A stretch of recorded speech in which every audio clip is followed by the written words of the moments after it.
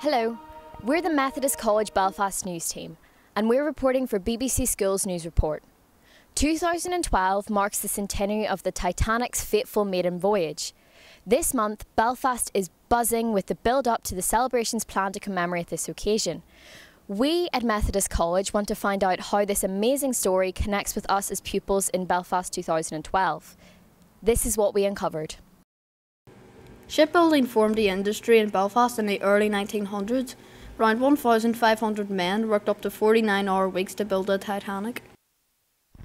Life at Harland and Wolff wasn't all work. The men also had some fun too. Named after Lord Perry, Perry Park was where the men spent their recreational time, and even now the school still uses it for its sports and leisure.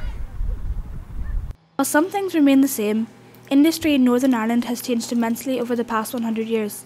We spoke to architect Angus Waddington and graphic designer Neil Ramsden, the men behind the design of Belfast's newest tourist attraction, the Titanic Quarter. I think as you approach the building, the excitement will build. You'll know there's something very special happening, and that was always the intention, was that the building is completely different to the rest of the sort of texture of this quarter. It'll be really obvious that that's where the party happens. That's the special building. Ideally, it'll become a bit of a landmark for the Titanic Quarter, and ideally Belfast as well. That people will associate that form and this cladding with Belfast. That would be a wonderful achievement. That would make me very happy. The branding of the new Titanic Quarter was a real challenge. We knew that we had to speak to many different audiences and tell a very, very big story, which was difficult because the background, there's a lot of excitement, but there's a lot of tragedy and pathos in the whole story. So it was about us as branding specialists getting the message right and communicating with the audience. So what we really ended up doing was celebrating the actual architecture of the building. It's an iconic new destination in Belfast, so we wanted a brand mark that would stand on a global stage and have a lot of energy, excitement and dynamism. It's obvious that Belfast is moving with the times, but what are the benefits of learning from the past? We visited the new Titanic Belfast building in anticipation of its opening later this month.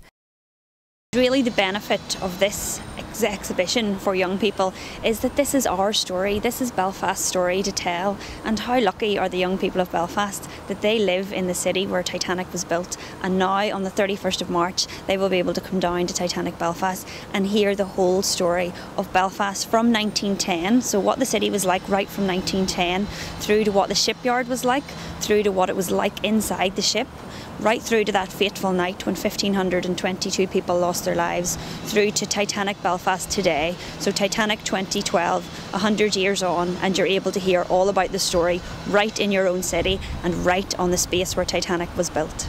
Learning about the Titanic is particularly significant for students at Methody. We learned that a past pupil went down with the ship almost 100 years ago. Albert George Irvine was a past pupil at Methody and an engineer on board the Great Titanic, who went down honourably with the ship on that fateful night, 14th of April 1912, nearly 100 years ago to the day. There are also some links in the present as well as the past. We found out that some students at Methody will be playing a very big part at the opening ceremony of the Titanic building. Mrs McCartney, Head of Music at MCB, tells us why this is so important to our school. It's a real privilege to be asked to sing in the Titanic building in the week that it actually opens. We've all watched its progress, we've watched it go up and all the activities around the area, and it's lovely to be asked to sing in this lovely new commission by Philip Stopford. We've always enjoyed singing his music, and it's a treat for us to be involved in this new venture. Titanic is a global story that captures hearts and minds of both young and old. The legacy will live on as we celebrate our ship, our story, and this is our news report. I'm Niamh Curran reporting for BBC Schools News Report.